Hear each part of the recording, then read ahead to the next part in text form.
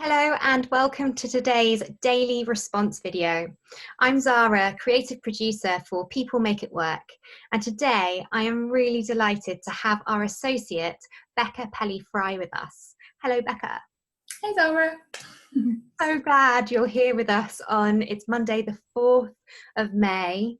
We're going into week 7 of lockdown, almost 2 months now. That's mad. Becca is someone who has been an artist in her early stage career, and now she's a freelancer as a consultant and curator in the emerging contemporary visual art space, and she's also a Reiki practitioner. So we're going to delve into the world of Becca, and could you start by giving us a thought on how you are in this moment, how this moment finds you, and any insights that have been arising in the last 7 weeks? Sure. I mean, I feel like that now is quite a big question. Yeah. If you'd asked me in the first week, I would have said something totally different. The second week, I would have said something different again. And now it feels like we've been doing this for actually quite a long time. So that's not a quick answer, but I'll try not to take several hours to answer it. So I think what I've come to realize is that through this flow of emotions that I think we've all been feeling to greater or lesser degree, depending on the day, and actually, amazingly, depending on the weather, I find. If it's sunny, I wake up pretty happy. If it's cloudy, not so much.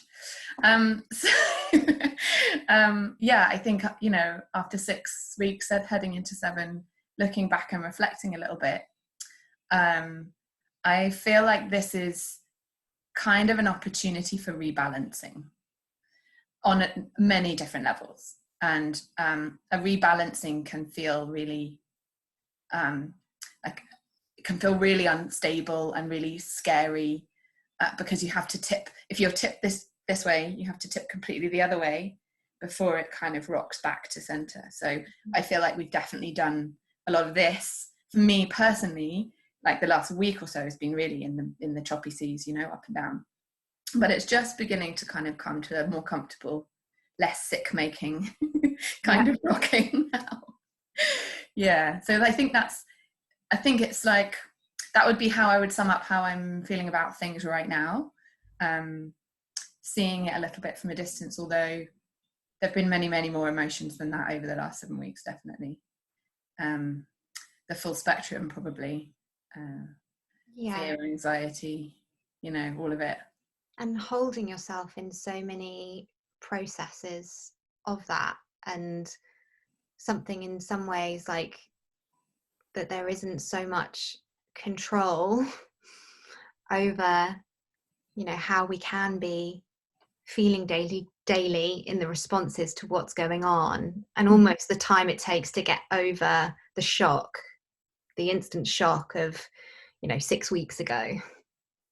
Yeah, definitely. And I think on top of getting over that shock, you're then dealing with a new set of daily rules and daily schedules and patterns and all your own emotions as well. And for most of us, pinned into one single space as well, which is also very unusual these days. We travel a lot.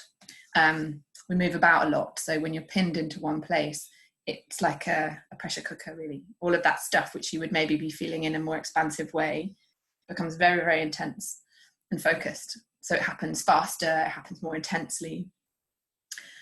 But yeah, I think just kind of going back to that idea about rebalancing. So as you said, I have a portfolio career. I do lots of things. I'm also a Reiki practitioner, and I've been kind of relying on that. For me, it's a spiritual practice. I've been relying on that quite heavily to take me through the rocky waters, the sort of tipping up and down. And sometimes it's been amazingly helpful, and sometimes I got really frustrated with it, like, why aren't you working? But yeah, I think a lot of what I've learned through Reiki is about the need for balance in everything. Because I'm involved in Reiki, I do one-to-one healing sessions.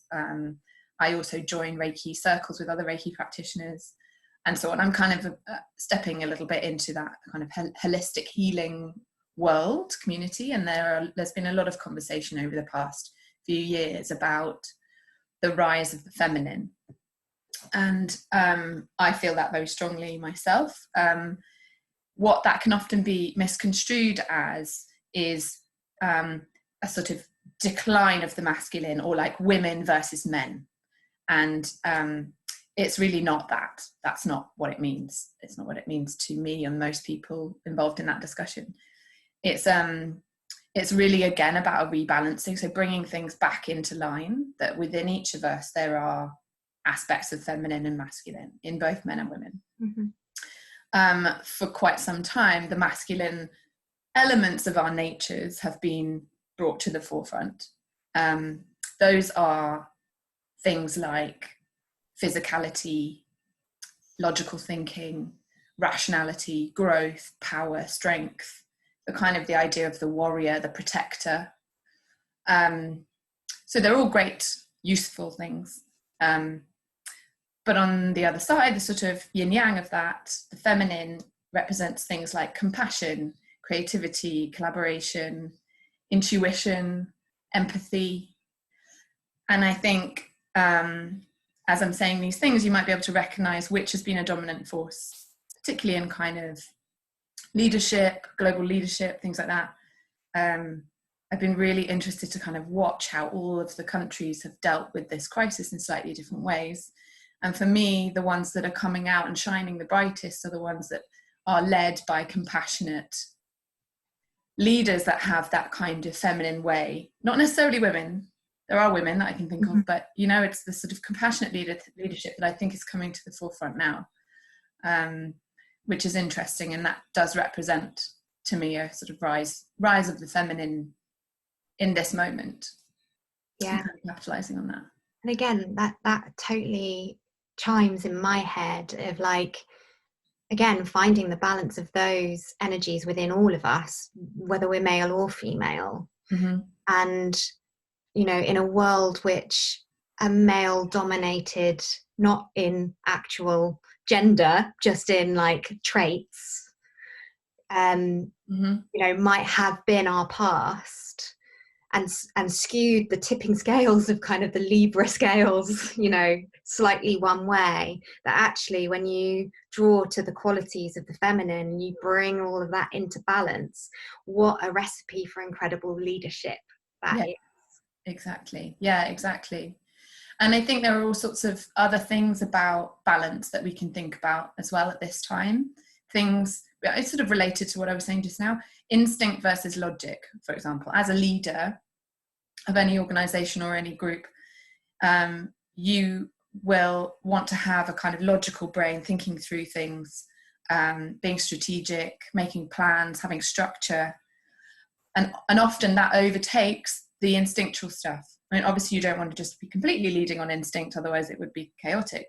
So you need to have a balance of both, and not seeing one as better than the other, I think. And this is an opportunity to allow both to happen.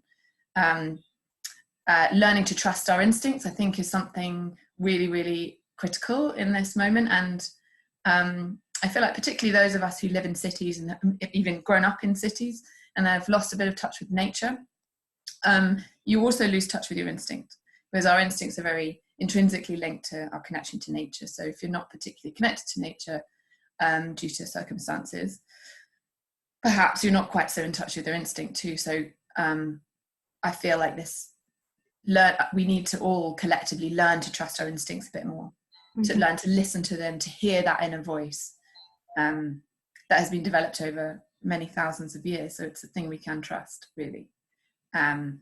As well as the logical brain, and to learn to hold those things in equal power and equal weight.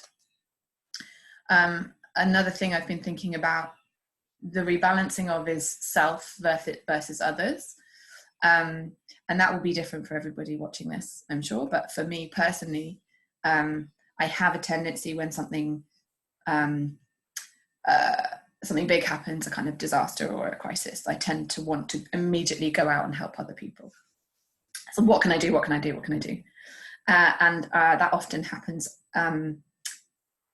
And it's me that suffers a bit, because it really, what I should be doing, and I've learned this a lot over the last 7 weeks, is going, let's make sure that I'm okay first, get myself into a safe, comfortable place where I feel strong, and then go out and help others, rather than just the rush away completely, because otherwise I'm going out there trying to help when I'm actually not in a very stable, secure place, and I can do more damage than good. So that, I think, and that's my personality. You can apply it the other way around if you tend to be the other way around. And again, it's about this balance, like how do you balance yourself and others so that everyone benefits, everyone wins.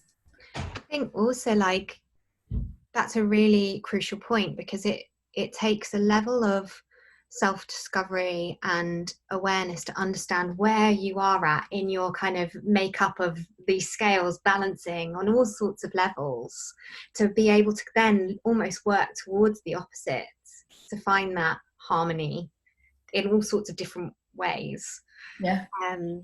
Yeah, I'd love to hear from you about what works for you with rebalancing.